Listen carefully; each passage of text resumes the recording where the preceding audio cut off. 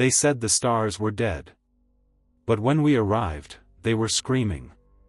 The Acheron dropped out of faster-than-light 300 kilometers from the coordinates. Commander Yara Moss gripped the edge of her console and stared through the viewport. Jesus Christ, Kale whispered. The sphere hung in space, a black void. Massive, the size of Earth's moon, but perfectly black. Not the black of deep space. The black of nothing. It swallowed light. No reflection. No stars visible behind it. Just absence. That's what's been transmitting. Senna asked from engineering. Her voice was too high. That thing? For 300 years, Yara said. Every 47 hours.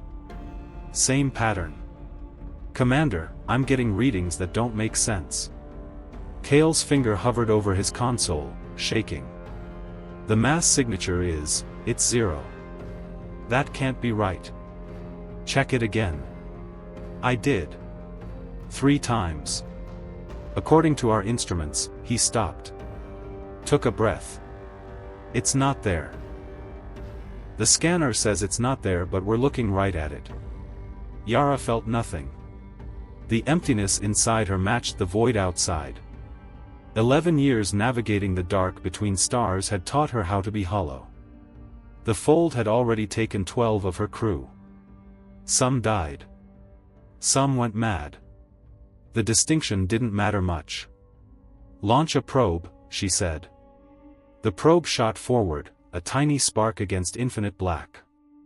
Yara tracked it on her wrist display. 500 meters. 400. 300. At 100 meters, it vanished. Not destroyed. Just gone.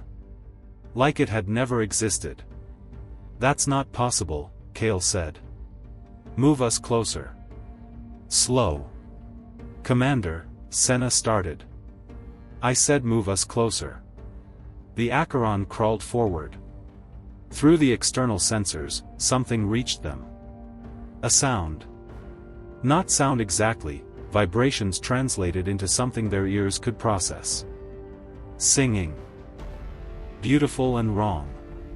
Harmonic and discordant at once. Every note crawled inside Yara's chest and squeezed. Senna pressed her hands against her temples. Make it stop. Please make it stop. Cut external audio.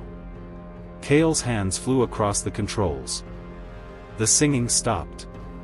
But Yara still felt it. Like an itch behind her skull. Like something trying to remember how to speak.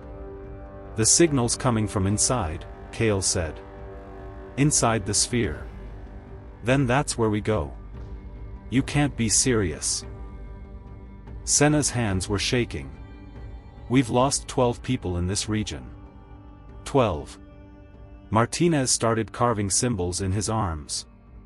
Chen walked out the airlock without a suit. I can't. You can, Yara said. Or you can stay here alone while we go in. Senna went quiet. Kale set the course without another word. The sphere grew larger. Filled the viewport. Filled everything. While Kale panicked and Senna shook, Yara stood still. She'd learned long ago how to be hollow. They crossed the threshold. There was no transition. One moment they were outside. The next, they were somewhere else. The sphere's interior shouldn't have fit. It was vast, impossibly vast. The walls curved in directions that made Yara's eyes hurt. Gravity existed in suggestions. Up was sideways. Forward was down. And floating in the air were the stones. Thousands of them. Small, fist-sized, glowing amber. They drifted in spirals, patterns within patterns. What are those? Kale whispered. Yara zoomed the external camera on the nearest one. Its surface was smooth, organic. Carved with symbols she couldn't read but somehow understood. Names. They're tombstones, she said. Senna made a sound like a wounded animal. How many? Millions, maybe. What kind of graveyard needs millions of? The singing started again. But this time it came from inside the ship. From the walls. From the air between them. Kale's nose started bleeding. "Get us out," Yara said. "Now." His hands flew across the controls. "Engines aren't responding. Something's holding us." The stones pulsed. Their light intensified until the whole space blazed. Yara saw shapes moving between the lights, shadows that moved. Things that shouldn't exist. Something slammed into her mind. Not a thought. An intention. Ancient. Hungry. It showed her galaxies burning. Stars collapsing. Reality unraveling. And she understood. "This isn't a tomb," she said. "It's a prison." "What?" Senna grabbed the console to stay upright.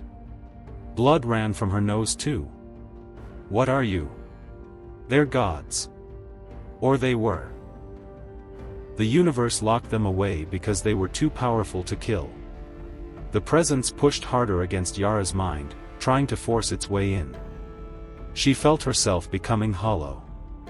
But not the good hollow. Not the quiet empty she'd made peace with. This was being scraped out. Made into a vessel. Kale collapsed. Started convulsing. "They're trying to get out," Senna said. Her voice sounded far away. "They want to use us. As doorways." "No." Yara gritted her teeth. "You don't get to leave." The presence showed her more. It had been waiting since before time had meaning. It had sung for 300 years, calling. Waiting for someone stupid enough to answer. Yara pressed her hands against her skull. The pressure was unbearable. Like her head would split open. But 11 years alone had taught her something. How to become nothing. How to be the void looking back at the void. She pushed back. Not with thoughts or will or hope, with absence. She made herself into empty space. A place where even gods couldn't exist. The presence recoiled. "Kale." Her voice sounded like gravel. "Overload the engines. All of them." He looked up from the floor. Blood covered his chin. "That'll destroy the ship." "I know. We'll die. Better us than them." Senna grabbed Yara's hand. Squeezed. "Do it." Kale dragged himself to the console. His fingers found the right keys. The Acheron's engines screamed. Energy surged through every system, building toward catastrophic failure. Heat. Pressure. The ship tearing itself apart. The singing became a shriek. Yara held Senna's hand. Thought about Martinez carving symbols. About Chen walking into vacuum. About the other 10 whose names she'd already forgotten. "Don't let them out," she whispered. The ship exploded. The blast tore a hole in the sphere's surface. For an instant, just one instant, the gods pressed against the opening. Trying to escape. But the explosion didn't just destroy the ship. It destabilized the structure. The sphere collapsed, folded in on itself, and disappeared into nothing. 3 months later, a rescue ship found the debris field. Among the wreckage. One functioning beacon. Inside, a message. Commander Yara Moss's voice, calm and steady. "This is Commander Yara Moss of the Acheron. If you're hearing this, stay away from the fold. There are things out here that should stay forgotten. Some doors shouldn't be opened. We paid the price so you wouldn't have to. Remember us. And whatever you do, don't listen to the singing." The rescue team marked the region off limits. Filed the report. Moved on. But sometimes, on quiet nights, deep space monitoring stations pick up a signal. A pattern that repeats every 47 hours. A song with no source. And those who hear it feel an itch behind their skull. Because some prisons have cracks. And gods are patient.